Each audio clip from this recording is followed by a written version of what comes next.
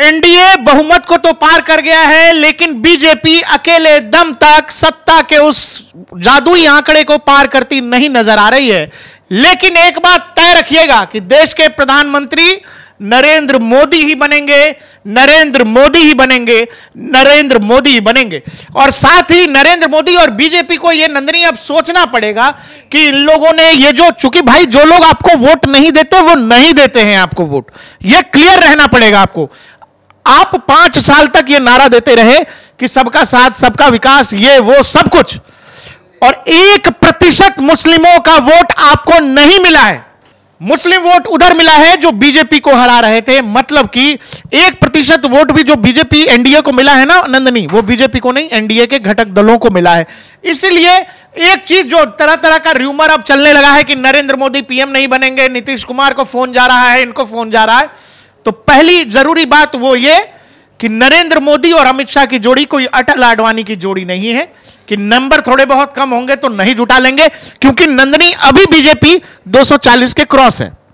बहुमत के लिए अकेले दम पर जो है बीजेपी को कितने लोग चाहिए? 32 लोग चाहिए। एनडीए ऑलरेडी 300 के आसपास है, 290 295 के आसपास का आंकड़ा है, और यह आंकड़ा हो सकता है 320 तक अगर चला गया तो बीजेपी अपने दम पर भी बहुमत ले आएगी। लेकिन अब इस देश में इन चुनावों के बाद हमेशा के लिए मुसलमानों को लेकर जो पॉलिटिक्स है, जो विचार है, वो बदलने जा रहा है। जी बिल्कुल, क्योंकि जिस तरह से हम आंकड़े भी देख रहे हैं प्रकाश जी, और एनडीए और इंडिया के बीच में इस बार कड़ी टक्कर देखी जा रही है। जिस तरह से ये पहले से ही एक रणनीति बना दी गई थी, विपक्ष ने पहले से ही एक बात कह डाली थी कि एक तरफा चुनाव होगा, हमें पता है सब कुछ गड़बड़ी हुई है। इस बार विपक्ष भी देख रहा होगा कि अकेले दम पर जिस तरह से बीजेपी आगे बढ़ रही है, ना ही उसका कोई गठबंधन है, ये इस तरह से हो गया कि एक साइड पे एक आपका विपक्ष खड़ा हो गया गठबंधन लेके, और एक साइड पे सिर्फ बीजेपी खड़ी हो गई है। गठबंधन है उधर भी, लेकिन मेजर पार्ट बीजेपी ही प्ले कर रही है। बीजेपी, अब देखो कि अगर 295 296 तक बीजेपी एनडीए जा रहा है, तो उसमें 240 का नंबर जो है वो मेजर किसका है? बीजेपी का है। दूसरी तरफ अगर आप इंडिया गठबंधन की बात करोगे तो 220 225 तक अभी उनका नंबर जो रुझानों में दिख रहा वो है, उसमें 97 98 का नंबर अकेले कांग्रेस का है। तो इसीलिए यह जरूरी है। दूसरा, मुस्लिम वोट कंसोलिडेट एक तरफ मिला है जो बीजेपी को हरा रहा था, उसी को ऐसी सीट जहां पर 5-5 मुस्लिम उम्मीदवार हैं, बावजूद इसके मुसलमानों ने यह तय किया कि भाई सभी मुसलमान उम्मीदवार हैं, इससे कुछ नहीं। मोदी को कौन हरा रहा है? मोदी को हराने वाला अगर कोई हिंदू कैंडिडेट ही किसी दूसरी पार्टी का है, सारे मुसलमान उसको वोट कर रहे हैं। यह बात इस देश के हिंदुओं को सीखने की जरूरत है कि वोटों का कंसोलिडेशन कैसे होता है। कास्ट पॉलिटिक्स जो राहुल गांधी ने खेली, और लाख रुपया दे देंगे, कास्ट में बढ़ जाइए, जनगणना करेंगे, कास्ट सेंसस करेंगे, वो चीज काम कर गई है। हिंदुओं का वोट बटा है, और मेरे ख्याल से जो दलित वोट है वो बटा है। क्योंकि अगर आप उत्तर प्रदेश देखोगे, उत्तर प्रदेश में 30-33 सीटों पर लीड कर रही है समाजवादी पार्टी, 6 से 7 सीटों पर कांग्रेस लीड कर रही है। सभी सीटों पर बसपा ने अपने कैंडिडेट दिए थे, लेकिन बावजूद इसके बसपा को जो वोट मिल रहा है, जो वोट काट रही है बसपा, मुझे ऐसा लग रहा है कि वो बीजेपी को मिलने वाला दलित वोट था जो कटकर उधर चला गया। तो एक वक्त पे कहा जा रहा था कि भाई बसपा का कैंडिडेट जो है नुकसान किसको पहुंचाएगा? समाजवादी पार्टी को। वो नुकसान समाजवादी पार्टी को नहीं, रुझानों में लग रहा है कि उत्तर प्रदेश में वो नुकसान बीजेपी को हो रहा है। लगातार प्रधानमंत्री मोदी और बीजेपी संघ लगातार ये कहते रहे कि नहीं हम सबको लेकर पॉलिटिक्स करेंगे, सबको लेकर पॉलिटिक्स करें। देखिए, देश में 2 धड़ा है।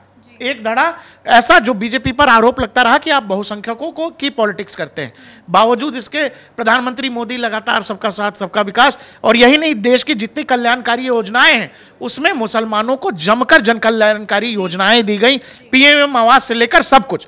लेकिन बावजूद अगर आपको मुस्लिम वोट नहीं मिल रहा है तो आपको यह सोचना पड़ेगा कि आपकी पॉलिसी में, आपकी रणनीति में क्या दिक्कत रह गई, और मुस्लिम वोट एक साथ कंसोलिडेट होकर दूसरी तरफ क्यों जा रहा है जो आपको हरा रहा है।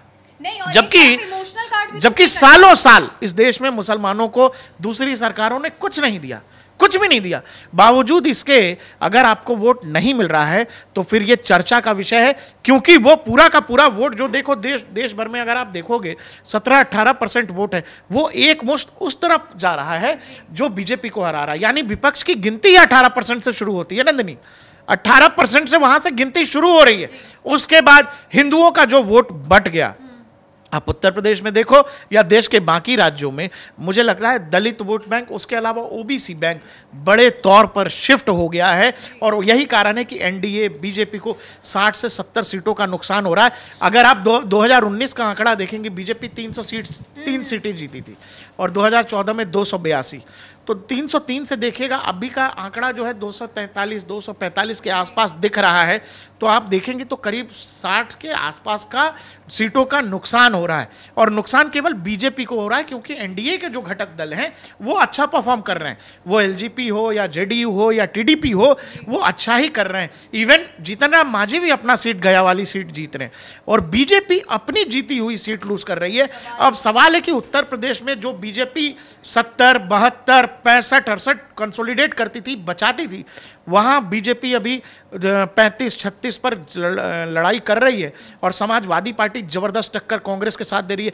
कांग्रेस इवन 6 से 7 उत्तर प्रदेश में लीड कर रही है। मैं यहाँ आपसे एक सवाल पूछती हूँ, जिस तरह से आपने कांग्रेस में जिस तरह से सोनिया गांधी ने कह दिया था राहुल गांधी के लिए कि जो अभी 90% बात यही कही जा रही है कि इस बार कांग्रेस ने इमोशनल कार्ड खेल दिया चुनाव में। जिस तरह से सोनिया गांधी ने कहा था कि मैं आपको अपना बेटा दे रही हूं, अब आपकी जिम्मेदारी है, आपको मेरा बेटा संभालना है। तो मुझे लगता है कि क्या बीजेपी के कम वोटों की क्या ये इमोशनल कार्ड की वजह है कि जिस तरह से राहुल गांधी ने एक इमोशनल बात कह दी रैली में, जिस तरह से सोनिया गांधी ने एक इमोशनल बात कही? देखिए, नेता तो इमोशनल अपील करते ही हैं। उनकी अपनी सीट थी, उन्होंने अपील की और लोगों ने माना भी। अब करीब 2 लाख वोटों से राहुल गांधी आगे चल रहे हैं। हालांकि ये भी आपको बता देते हैं, राहुल गांधी 5 लाख वोटों से भी जीत जाएंगे रायबरेली, वो रायबरेली छोड़ के चले जाएंगे क्योंकि वायनाड भी लड़ रहे हैं। तो वो साउथ नहीं छोड़ेंगे, वो छोड़ेंगे तो रायबरेली ही छोड़ेंगे। एक सीट तो उनको छोड़ना ही है। दूसरा, जब भी कोई नेता इस तरह की अपील करता है, और दूसरा क्या होता है ना नंदिनी, कि कई बार आप अपनी पॉलिसी, जन कल्याणकारी नीतियों को लेकर बहुत कॉन्फिडेंट थी ना बीजेपी, बावजूद इसके सीधे जो राहुल गांधी ने कहा कि आपको साल का 1 लाख देंगे, महीने का 8,000 देंगे, पकड़ के नौकरी कर गया। वो काम कर गया। लोग इस बात को सच में मान बैठे कि भाई दिया होगा आपने हमको, प्रधानमंत्री आवास में घर दिया होगा, खोला होगा आपने हमारा जनधन खाता, हमारा शौचालय भी आपने बनाया, लेकिन ये जो 8,000 महीने का, सालाना 1 लाख रुपए, ये काम कर गया है। दूसरा, जो कास्ट सेंसस की बात, जो एक अजूबा बात राहुल गांधी ने कही कि भाई सबको नौकरी दे देंगे, तो नौकरी दे देंगे, वो भी काम करता दिख रहा है।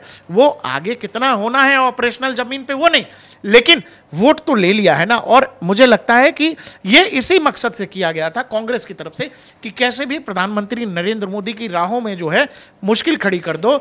और मुश्किल है नरेंद्र मोदी के लिए, लेकिन सवाल है कि 295 तो एनडीए है उसके पास। अब एनडीए के घटक दल कितनी मजबूती से मोदी के पीछे खड़े होते हैं, जेडीयू या टीडीपी, कि नहीं भाई हमने इसी नेता का चेहरा लेकर के लड़े हैं, हम इतनी सीट जीते हैं, आंध्रा में तो सरकार भी बना रहे हैं चंद्रबाबू नायडू, तो वो कितनी मजबूती से पीछे खड़े रहेंगे, ये बड़ी बात है। और मैं एक बार आपको दावे से कह देता हूं, दुनिया भर की कायनात और देश का विपक्ष इसी कहानी में लगा हुआ था कि नरेंद्र मोदी को प्रधानमंत्री नहीं बनने देना है। देश में पॉलिसी पैरालिसिस की सिचुएशन, आप बताओ, विपक्ष में अगर विपक्ष की सरकार मान लो बनेगी तो कितने प्रधानमंत्री बनेंगे? अखिलेश यादव भी प्रधानमंत्री होंगे, राहुल गांधी भी किसी साल होंगे, किसी समय ममता बनर्जी भी होंगी, कभी तेजस्वी यादव भी होंगे, उद्धव ठाकरे भी होंगे, शरद पवार भी होंगे। सबको बनना है, सबको बनना है। इसीलिए देश में पैरालिसिस सिचुएशन चाहिए। भारत की विकास गति बहुत तेज थी। अभी आप देखो कि केवल इस उम्मीद में, केवल इस कारण से कि जो नंबर्स आए उसी से शेयर बाजार 6,000 पॉइंट नीचे चला गया। तो दुनिया भर के को जो है उभरता हुआ भारत चुभ रहा है उनकी आंखों में। इसीलिए एक बड़ी लॉबी लगी हुई है कि कैसे भी नरेंद्र मोदी को रोका जाए। लेकिन दर्शकों, हम आपसे बता रहे हैं ये रुझान है और हम ये लग रहा है कि नरेंद्र मोदी को प्रधानमंत्री बनने से बावजूद इसके कि अगर बीजेपी 250, 240 तक ही रह जाती है, कोई रोक नहीं पाएगा।